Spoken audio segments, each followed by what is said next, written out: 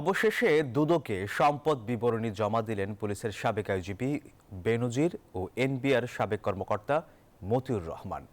গত বৃহস্পতিবার তারা পরিবার সহ সম্পদ হিসাব জমা দেয়। এসব সম্পদের হিসাবের সাথে বাস্তবে দুদকের অনুসন্ধানে উঠে আসা সম্পদ যাচাই করে পরবর্তী মামলার পদক্ষেপ নেওয়া হবে। সংস্থাটি এখন পর্যন্ত বেনজির ও তাঁর পরিবারের নামে ৬৯৭ বিঘা জমি, ১৯টি কোম্পানির শেয়ার, ঢাকায় ১২টি ফ্ল্যাট, ৩০ লাখ টাকার সঞ্চয়পত্র, ৩৩টি ব্যাংক হিসাব ও ৩টি বিও হিসাব খুঁজে পেয়েছে। এসব সম্পদ জব্দ ও অবরুদ্ধ করা হয়েছে। এদিকে মতিউর ও তাঁর স্বজনদের নামে অন্তত ৬৫ বিঘা জমি, ৮টি ফ্ল্যাট, ২টি রিসোর্ট এবং পিকনিক স্পট, তাছাড়া ৩টি শিল্প প্রতিষ্ঠানের তথ্য পেয়েছে দুদক।